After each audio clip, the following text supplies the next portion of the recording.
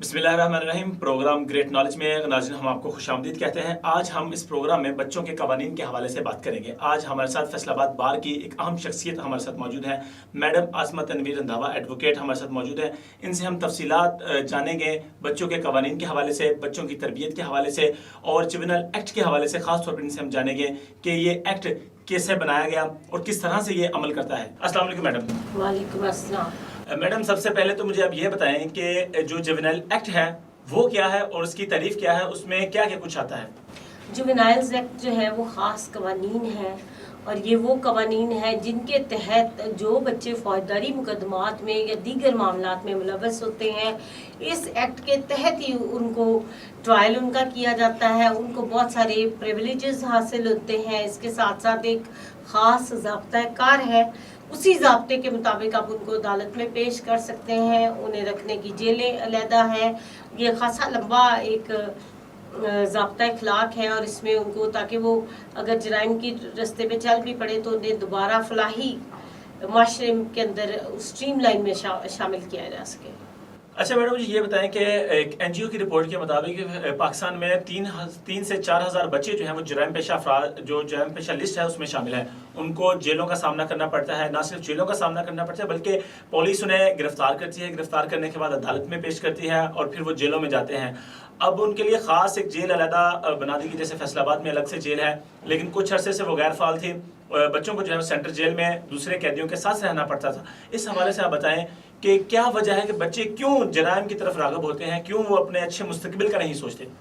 आपके ना इसके दो हिस्से हैं जो गुफ्तगू आप फरमा रहे हैं। एक तो ये है कि बोस्टर जेल, बोस्टर जेल मुकम्मल एक अलहदा प्रोजेक्ट है। उसके अंदर कंप्यूटर, सिलाई मशीनें, हर तरीके से एक उनको घर जैसा माहौल दिया जाता है और उसके अंदर उनकी ऐसी तरबियत की जाती है कि वो वापस माशरे के कारआमद अफराद शामिल बन सके। इसके साथ साथ सेंट्रल जेल में भी अगर ऐसी कोई है कि उधर रखने पड़े तो उसमें इंतज़ामी तौर पर कोई हर्ज नहीं है और उसमें भी वो जो सुप्रिटेंडेंट जेल है वो इस बात का ध्यान रखता है। बोस्टर जेल का एक तो सुप्रिटेंडेंट ये अलहदा से होता है, वो है ही इंडिपेंडेंट मैटर, लेकिन ये है कि उसमें भी वो ध्यान रखते हैं कि बच्चों को उनकी उम्र के मुताबिक रखा जाए। फिर बहुत सारे बच्चे माओ के साथ जो है वो जेलों के अंदर होते हैं, बहुत सारे खुद छोटे मामूली नोयत के जराइम के अंदर भी होते हैं। इसमें juvenile justice reform system UNO भी बड़ी दफ़ा काम करती है और लोग भी काम करते हैं, तो इसमें चलता रहता है ये मामला। लेकिन इकट्ठे रख भी सकते हैं और इकट्ठे नहीं भी रखते दोनों।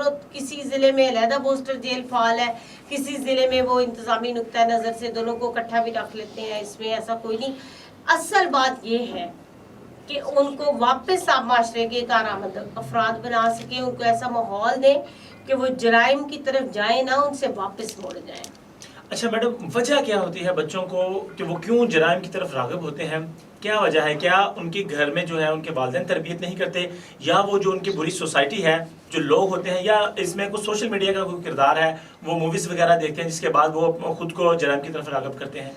ये दोनों चीज़ें ही हैं, बल्कि तीनों फैक्टर्स हैं। वालिदैन का इसको सपोर्ट ना करना, ध्यान ना रखना, या उनका ये देखना कि वो नज़रअंदाज करना, खुद कुछ और काम करने के लिए उनको मोबाइल्स दे देना, और जो वीडियो गेम्स हैं उसमें वो जब वो किलिंग और ऑल दैट स्टफ करते हैं तो वो उनकी एक नफ्सियात का हिस्सा बन जाता है। उनको इसमें कोई हैरानकुन बात नहीं लगती किसी को मारना, और ये कुछ ऐसा ये किरदार अदा करते हैं। और घरों का माहौल, बहुत सारे पेड किलर्स हैं होते हैं, उनके भी बच्चे होते हैं। वो बच्चे बड़ी छोटी उम्र के अंदर वो खुद इन सारी सरगर्मियों का, बाप आ रहा है, बाप जा रहा है, या माँ मनशियात फरोश है, वो उसकी एक्टिविटीज़ उनकी ज़िंदगी का हिस्सा बन जाती हैं और वो उसमें तेज़ी से आगे बढ़ते हैं। जैसे कपड़ा चोरी करने वाली औरतें या कुछ है तो बच्चे वहीं से थेफ्ट सीख जाते हैं। बच्चे ही माँ दुकानदार का ध्यान बटाती है या बाप बटाता है, बच्चा वहाँ से चोरी करता है। आपने बहुत सारी वीडियोज़ ऐसी देखी भी होंगी। तो नो डाउट घर पहली बात, फिर उसके बाद कुछ हद तक अगर मूवीज़ हो भी तो मेरा ख्याल है कि पेरेंट्स की तरबियत से ज़्यादा फैक्टर्स मूवीज़ का नहीं हो सकता, कुछ परसेंटेज हो सकती है, लेकिन बहरहाल ये सारे अवामिल मिलजुल कर बच्चों को इस जगह पे पहुंचाते हैं। अच्छा मैम, मुझे सबसे अहम बात वो जो ये बताएं कि किस उम्र के बाद बच्चों के खिलाफ जो है वो मुकदमा दर्ज किया जा सकता है? اس میں مقدمہ تو بچے جو اس میں یہ ہے کہ ہر مقدمے کے اپنے حالات و واقعات ہوتے ہیں. کچھ بچے جو ہوتے ہیں ان کی جسمانی صحت اتنی اچھی ہوتی ہے اور ان کی جس طرح شادی کو لے کے 16 ایئرز لڑکی کی ایج آف ایڈلٹ ہے, پھر ووٹ کے لیے 18 ایئرز ہے, اور گارڈین شپ کے لیے ولی کا مقرر ہونے کے لیے 21 سال کی عمر ہے. اسی طرح بچوں کی جسمانی ساخت, ان سے بات چیت کر کے جج کسی ٹائم اندازہ لگاتا ہے. بہت سارے قتل کے اور ایسے جرائم ہوتے ہیں اور گاؤں میں یا بہت ساری جگہوں پہ ایسا ہوتا ہے کہ وہ بچے ہی ہیں جو مخبری کرتے ہیں کہ فلاں کے ڈیرے پہ فلاں جو ہے وہ جا رہا ہے, یا فلاں کی لڑکی فلاں سے ملتی ہے, اور تھڑا لگانا, پھر اپنے مخالفین کو قتل کرانا. اس میں بچے جو ہیں وہ پراپر پارٹیسپیشن کرتے ہیں اطلاع دینے میں, چیزیں پہنچانے میں, اور آلہ قتل چھپانے میں, اور قتل کا باعث بننے میں. لیکن یہ ہر جگہ ایک سا یہ ایک طریقہ نہیں ہوتا. اس میں بھی آپ دیکھیں بچے خود ہی وکٹم ہوتے ہیں. بام بلاسٹ ہے, اب بام بلاسٹ میں بچے خود بیچارے اڑ جاتے ہیں, تو آپ اس لیے ان کو وہ وکٹمز خود وکٹمز ہیں, ان کی برین واشنگ ایسے کی گئی ہے کہ ان کو جرائم کے لیے وہ ایز اے ہتھیار, ایز اے ٹول استعمال ہو جاتے ہیں. اور یہ اس میں ان کا قصور کوئی نہیں ہوتا, چھوٹی عمر کے بچے ہوتے ہیں اس لیے. اچھا میم, میں فیصل آباد کی بات کروں گا کہ فیصل آباد میں کچھ عرصہ قبل ہم نے ایک کیس دیکھا جس میں سیشن جج فیصل آباد رانا مسعود اختر ان کی جانب سے جیل کا وزٹ کیا گیا, اور وہاں پر جب انہوں نے چھوٹے بچوں کو دیکھا سینٹرل جیل میں تو انہوں نے پوچھا کہ یہ کس جرم میں اس وقت یہاں موجود ہے. تو سپرنٹینڈنٹ جیل کی جانب سے ان کو ایک رپورٹ پیش کی گئی جس میں بتایا گیا کہ یہ بچے جو ہیں وہ زیادتی کے کیس میں ان کو گرفتار کیا گیا تھا, اور اس کے بعد اسے جوڈیشل کیا گیا ہے عدالت کی جانب سے. جب ان کی عمریں چیک کی گئی تو وہ محض 5 سال ان کی عمریں تھیں. تو جس کے بعد سیشن جج کی جانب سے نہ صرف اظہار برہمی کیا گیا بلکہ باقاعدہ ان کی میڈیکل رپورٹ اور دیگر چیزیں منگوائی گئیں, اور پھر بعد میں یہ پتہ چلا کہ وہ اس قابل ہی نہیں تھے کہ وہ خود کو مطلب کر سکیں, یا اس قابل نہیں تھے. اس حوالے سے تھوڑا سا گائیڈ کریں کہ قانون کیا کہتا ہے. اگر پولیس نے ان کو گرفتار کر لیا تھا تو جو علاقہ مجسٹریٹ تھے, کیا ان کی ذمہ داری نہیں بنتی تھی کہ وہ اس چیز کو دیکھیں کہ بچوں کی عمریں کیا ہیں؟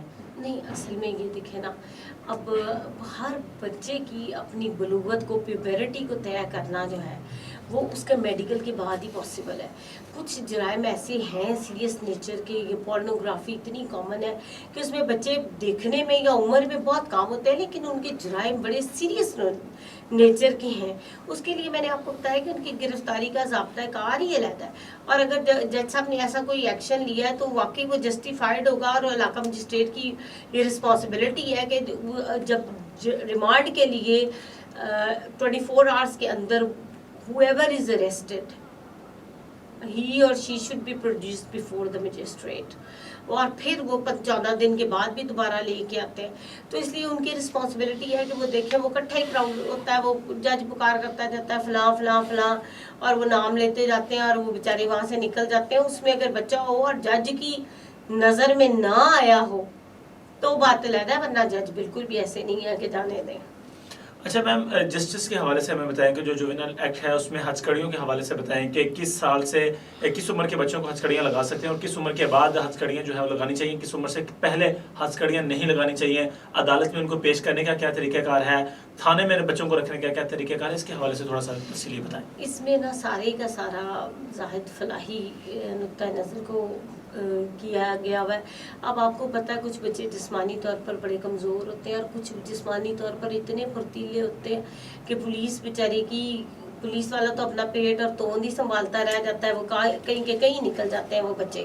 تو اس لیے نا وہ ان کی جسمانی ساخت کو مد نظر رکھ کر, پر لا یہ کہتا ہے 18 years for the purposes of factors. Factors کہتے ہیں جو لمبی بیڑیاں ہوتی ہیں, آپ تو وہ نظر نہیں آتی, ہیومن رائٹس والوں نے بیچاروں نے شور مچا کے خاصی کو ختم کرا دی ہیں. فیکٹرز کے لیے پھر ان کو کتنی دیر ٹہلائی کرانی ہے, ان کو ہینڈ کفس کتنی دیر لگنے ہیں, یہ ساری چیزیں ایک لا کے تحت, ایک ضابطے کے تحت طے ہیں, موجود ہے. اور جو جس کی بھی وہ کسٹڈی میں ہو اس کی ذمہ داری ہے کہ اس کے اوپر عمل درآمد کرائے. اچھا میم, آخر میں ہم آپ سے یہ جاننا چاہیں گے کہ آپ پاکستان کی عوام کو کیا پیغام دیں گی, خاص طور پر فیصل آبادیوں کو, کہ وہ کس طرح سے اپنے بچوں کی نشوونما کر سکیں کہ وہ جرائم کی طرف راغب نہ ہوں. ایک اچھا جو پاکستان کا مستقبل ہے, جیسے اقبال نے کہا تھا کہ یہ شاہین ہے, جو ہماری قوم ہے, یہ نوجوان ہیں, وہ شاہین ہیں, وہ شاہین بننے کے قابل ہوں. وہ بس ایک ہی طرح جتنا زیادہ وقت دیں گے, بچہ کہنے سے سیکھتا نہیں ہے کہ کہتے جائیں گے نہ ٹی وی دیکھو, نہ ٹی وی دیکھو, نہ ٹی وی دیکھو, جب باپ نے خود ہی اپنا موبائل نہیں چھوڑنا, माँ ने सारा दिन अपना मोबाइल नहीं छोड़ना तो बच्चा अपना टैब क्यों छोड़ेगा। इसलिए बच्चे को कहने से ज्यादा अमलन आप करके दिखाते हैं तो फर्क पड़ता है। फैसलाबाद हो या कोई और शहर हो, पेरेंट्स को चाहिए जब वो खुद प्रैक्टिकली बच्चों को टीवी से उससे डिस्ट्रैक्ट करके बाहर निकालेंगे, साइकिल या और मुतबादल इंतजाम देंगे तो बच्चा दूसरी लाइन पे जाएगा। उनके बार बार बोलने से नहीं उसने सीखना, उनके किरदार से उसने सीखना। जब आपका ही मोबाइल, मैंने आपको जैसे आगे कहा कि माँ का मोबाइल और बाप का मोबाइल या टीवी नहीं छूटेगा तो बच्चे से आप बिल्कुल एक्सपेक्ट ना करें कि वो छोड़ेगा, वो कभी भी नहीं छोड़ेगा।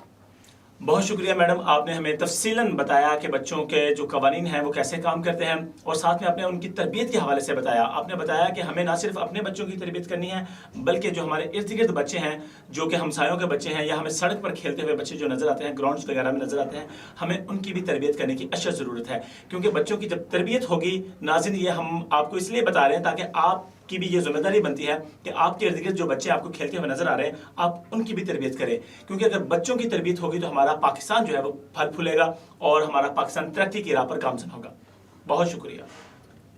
एंड फिर गलत हो गया जी। तो नाज़रीन, आपने मैडम आसमा की बातें सुनी, उन्होंने बहुत अच्छी बातें की।